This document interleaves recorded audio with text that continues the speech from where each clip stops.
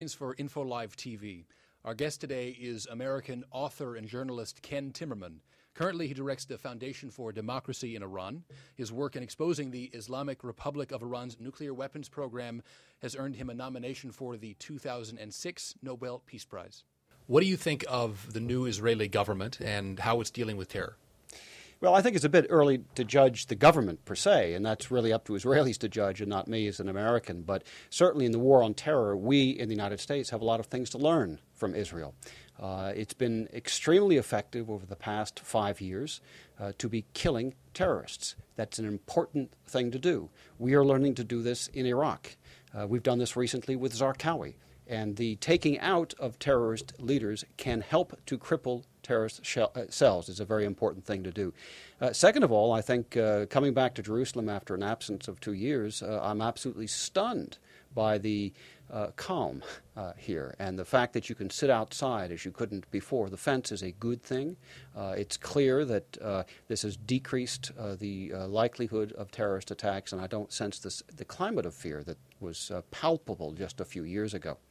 Israel's government last week provided American-made weapons, including hundreds of M16 assault rifles, to Fatah in Gaza in the hope of moderating Hamas. What effect do you think this will have on the ground?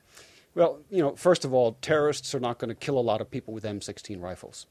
They're going to kill more eventually with Qassam rockets or with Fajr 5 rockets coming from Hezbollah. I'm worried about bigger weapons. I'm worried about suicide attacks.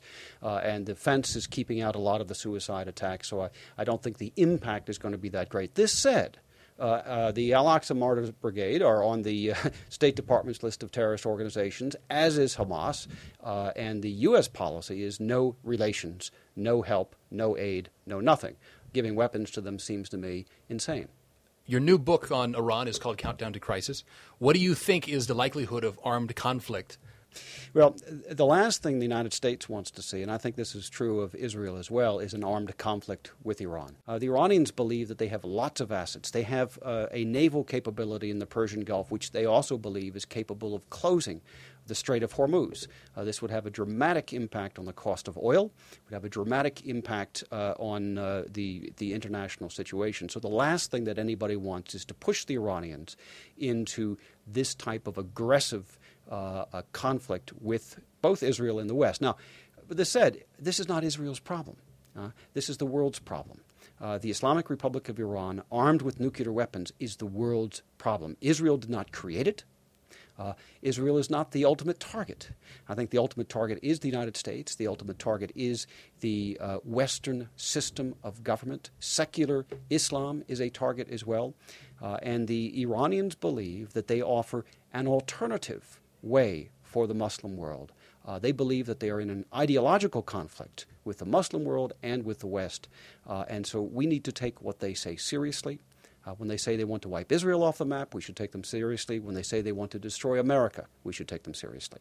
I have always argued, and I argue in Countdown to Crisis, that what we should really be doing, and the moral thing to do, is to help the Iranian people to overthrow this regime. There's widespread discontent in Iran with the regime. They hate the mullahs. They yearn for the West. They yearn for freedom, such as ordinary people have. They want to be considered as citizens of a normal country, not citizens of a terrorist state when they travel. It's always baffled me that the United States government, especially with the desire of President Bush to help bring democracy and freedom to enslaved peoples, has not helped the people of Iran with money, with logistical support, with training, with propaganda, with radio broadcasts, and the rest to overthrow this regime. Ken Timmerman, thanks so much. Thank you very much. This is Josh Bains for InfoLive TV.